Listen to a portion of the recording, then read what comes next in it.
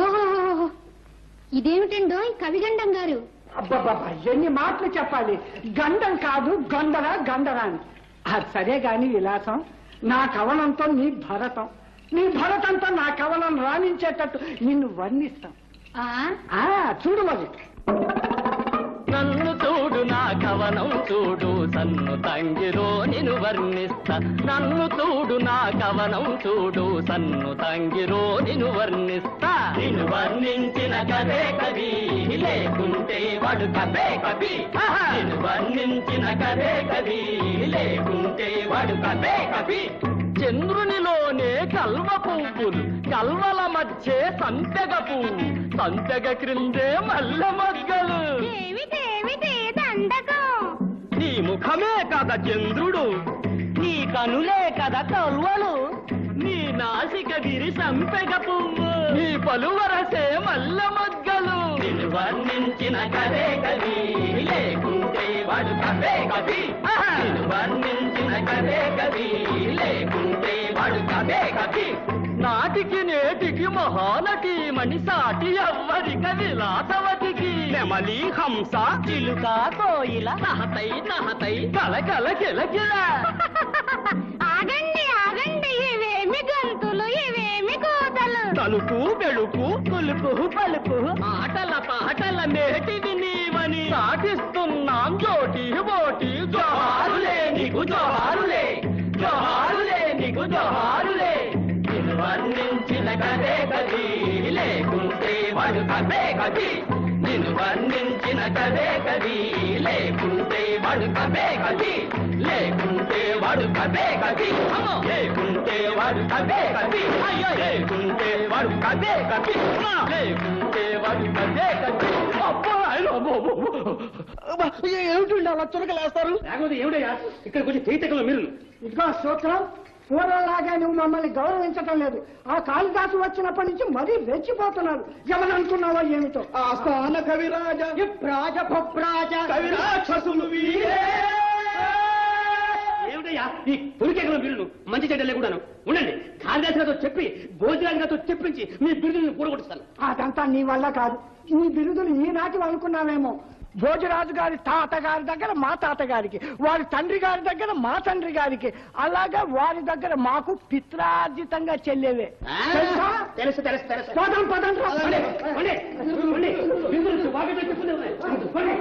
సూత్రం గారు, మీరు వెళ్ళిపోతున్నారా? వాళ్ళని వెళ్ళగొట్టడంలో వచ్చిన పని మర్చిపోయాను. మహారాజు గారు మన కాళిదాసు గారికి బిరుదుతో సత్కారం చేస్తున్నారు. మనందరికీ ఆహ్వానం వచ్చింది. ఈ సంగతి చెప్దామని వచ్చాను.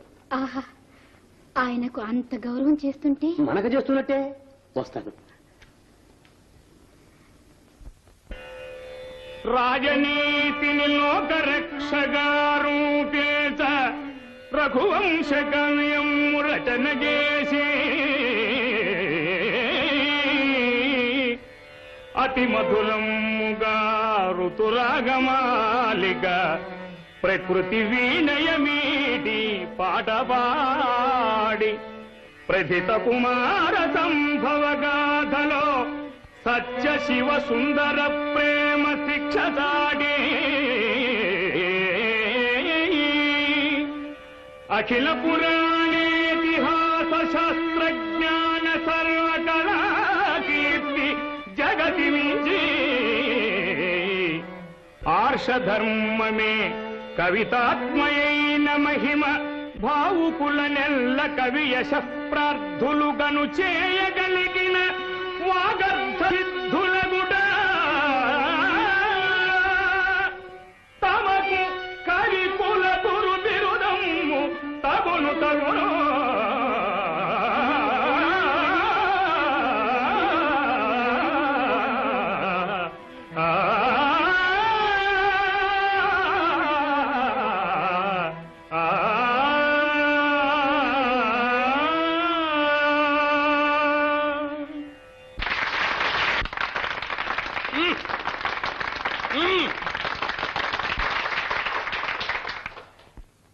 మహాకవి, ఇక మీరు కాదనడానికి వీల్లేదు.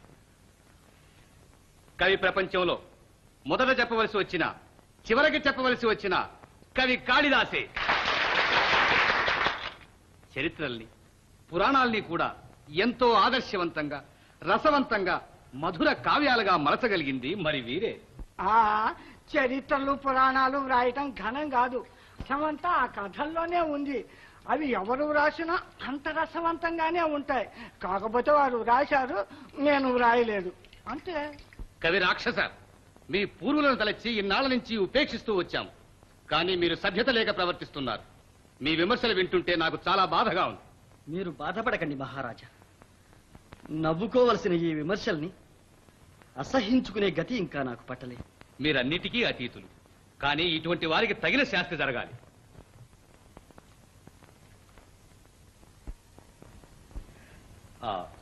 మహారాణి సమయానికి జ్ఞాపకం చేశారు. కథ ఏమైనా సరే కవితా శిల్పం రాణించేటట్లు వియోగం మీద ఒక చక్కని కావ్యం రాయించాలని మా ఆశయం. మహారాజా, ఒక మనవి. అది వీడు వ్రాయగలరేమో కనుక్కోండి. గలరా అంటే వ్రాయాలనుకుంటే గలను. అంటే అంటే అని తప్పించుకుంటారేమిటి చేతగారి మాటలు? అంటే నా చేత కాదని మీ సందేహమా? అయితే మహారాజా నాకు అనుజ్ఞ ఇవ్వాలి. ఈ కావ్యాన్ని నేను రాస్తాను. మహారాజా, వ్రాయలేకపోతే వీరి బిరుదులు ఓడగొట్టించాలి. ఒకరు ఊడగొట్టించేదేమిటి, నేనే ఊడగొట్టుకుంటాను. మరి కాళిదాస్ గారు కూడా రాస్తారా అండి? మరి సంస్కృత సారస్వతానికి ఒక ప్రత్యేక గౌరవం రావాలంటే ఆ కావ్యం మహాకవే వ్రాయాలి. అవును మహాకవి, నేను మహారాణి కూడా ఎన్నాళ్ళ నుంచో అనుకుంటున్నాం ఈ కావ్యం మీ చేత వ్రాయించాలని. ఏమంటారు? ఏమంటాను, ఈ వియోగ బాధ అనుభవించి తీరవలసింది. ఇక తీరికగా కూర్చొని ముచ్చటగా కావ్యం రాయాలంటే ఏం సెలవిప్పించండి. ఆచార్యదేవ,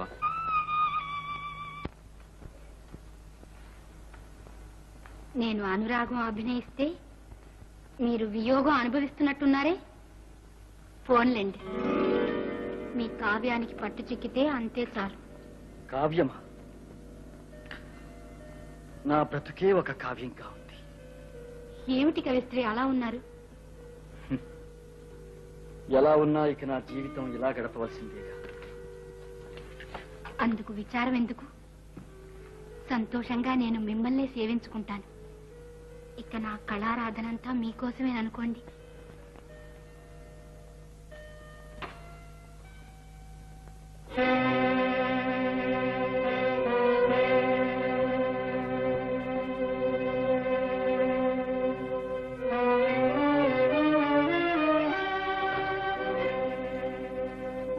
ఏమమ్మా ఇలా వచ్చారు? ఏమీ లేదు, వారిని చూడాలి. వారంటే కాళిదాసు గారేగా. వారు మిమ్మల్ని ఇప్పుడు చూడరు. మీరు నెమ్మదిగా వెళ్ళిపోతే మంచిది. కాదు, వారిని నేను తీసుకువెళ్ళాలి. వారు రారని చెప్పానుగా. ఏమిటి నీ పంతం? ఏమైనా సరే వారిక్కడ ఉండకూడదు. ఏ, ఎందుకు ఉండకూడదు? చక్కగా ఉండొచ్చు. మీకు తెలియదేమో, నేను వారిని ప్రేమిస్తున్నాను, వారు నన్ను ప్రేమిస్తున్నారు.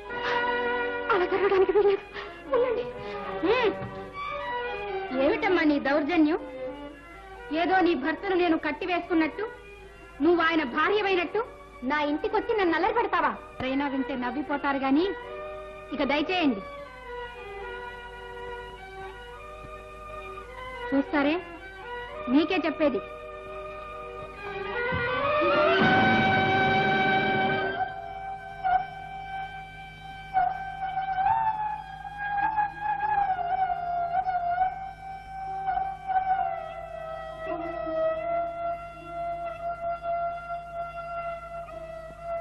విలాసవతి, ఏమిటి స్త్రీలు ఇలా ఆవేశపడితే నేను సహించలేను.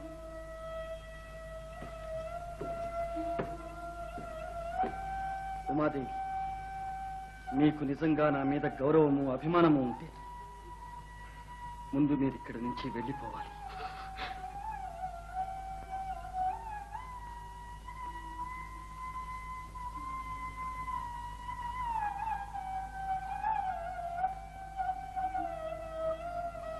ఏమిటో పాపం, ఆమె స్థితి నాకు అర్థం కావటం లేదు. మీ స్థితి నాకు అర్థం కావడం లేదు. విలాసవతి, ఇకనైనా సాటి స్త్రీలను ఎలా గౌరవించాలో తెలుసుకుంటే సంతోషిస్తాను. కవిశ్రీ,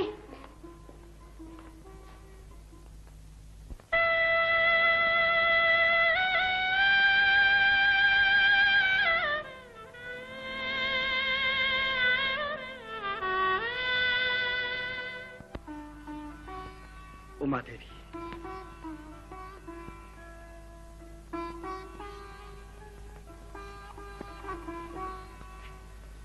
ఉమాదేవి, వివాహితమైన భర్తను ఎడబాసి నీవు వియోగం అనుభవిస్తున్నావు. అవివాహితుడనైనా నీ బాధ నేను తెలుసుకోగలిగాను. నీకు వచ్చిన ఆపద నాకు వచ్చినట్లే ఉంది. నా కోసం మీరు ఇలా బాధపడితే కాదు, ఆపదలో ఉన్నప్పుడు ఒకరినొకరు ఓదార్చుకోవాలి. గత్యంతరం లేదు. నా భావాలిప్పుడు పరిపరి విధాల పరుగులెడుతున్నాయి. ఈ సమయంలో నీ భర్త నీ కోసం ఎంత పరితపిస్తున్నాడు, నిన్ను చేరుకోవడానికి ఎంత ప్రయత్నిస్తున్నాడు, విఫల మనోరథుడై ఏ పక్షులను బ్రతిమాలుతున్నాడో, ఏ గిరులను అధిరోహిస్తున్నాడు, నీకు సందేశం తీసుకువెళ్ళమని ఏ మేఘాలతో మొరబెట్టుకుంటున్నాడో ఊహించైనా చెప్పగలిగితే నీకు మనశ్శాంతి కలుగుతుందని నా ఆశ.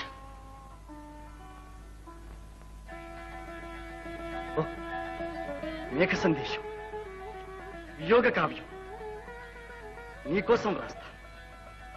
అవును, నీకోసమే వ్రాస్తా.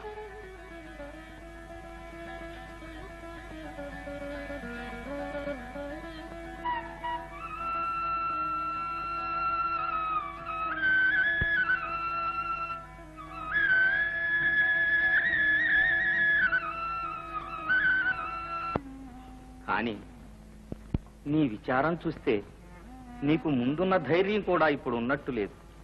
క్షమించండి, ఇక ధైర్యంగానే ఉంటాను. పిచ్చి తల్లి, నేను నీ తండ్రి వంటి వాణ్ణి. నా వద్ద దాపరికమే. నీవు కాళిదాసు గారు కూడా పైకి తెలియకుండా ఏదో బాధపడుతున్నారు. ఇక్కడికి రాకపూర్వం నీకేమైనా? కానీ దుష్యంతుడు శకుంతలను వంచాలని వంచాడు.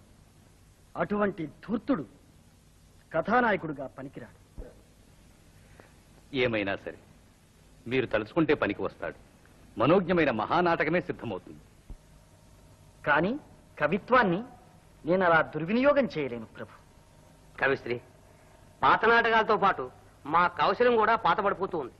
రేపు శారదా ఉత్సవాల్లో మా పేరు నిలపడం కోసం తమరి నాటకం రాసి పెట్టాలి. మహాకవి, ఆ కథ మీద వారికి ఎంతో అభిమానం లేకపోతే వారిలా స్వయంగా వచ్చి అడుగుతారా? కనుక వారి అభిష్టం మీరు నెరవేర్చాలి. ఇష్టం లేని పని కష్టమైన నన్ను చేయమని నిర్బంధిస్తున్నారా గురుదేవా? క్షమించండి. ఆచార్యదేవా, ఎప్పటికైనా అది వారి వల్లనే కావాలి. వారు కాదన్నా నా సంకల్పం మాత్రం ఎన్నటికీ వృధా కాదు. వారు శకుంతల నాటకం వ్రాసి ప్రదర్శించినప్పుడే నేను తిరిగి వారిని దర్శించేది.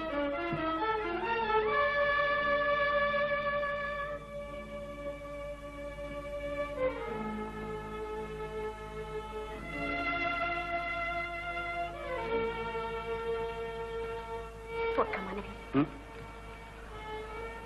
వారంతగా అడుగుతుంటే మీరెందుకు రాయకూడదు? ఆ కథలో ఏమైనా దోషం ఉన్నదా? పాపం, శకుంతల ఎంత అమాయకురాలు. నాకు జాలి వేస్తుంది. మిమ్మల్ని చూస్తే నాకు జాలి వేస్తోంది. ఆ సీతాదేవి నాటి నుంచి చూస్తున్నాను. మీ స్త్రీలకు భూదేవిని మించిన సహనం ఉంది. అది దోషమంటారా? అవును, అందుకే పురుషులంత సులభంగా మిమ్మల్ని వంచగలుగుతున్నారు. ఆ వంచనలో అందరినీ మించినట్లు నిండు కొలువులో భార్యనే భార్య కాదన్న భర్త దుష్యంతుడొక్కడే. పురుష జాతికే కళంకం. ఏ కారణంతోనూ విడిచిపెట్టడము కాదు, చనిపోవడము కాదు. బ్రతికుండి బుద్ధిపూర్వకంగా భార్యనే భార్యవు కాదన్న ఆ భర్తను ఒక కథానాయకునిగా చాటి లోకానికి ఎలా చూపించమంటాం? ఎలా ఏముంది? ఏ శాపము పరము మనస్సుకు మరుపు కలిగి భార్యను గుర్తుపట్టలేని స్థితిలో ఉంటే ఆ భర్త దోషమే ఉంటుంది. ఓ, అద్భుతంగా ఉంటుంది. ఉమాదేవి, ఇక నాటకం నడిపిస్తాను చూడండి. శాకుంతలం, అభిజ్ఞాన శాకుంతలం.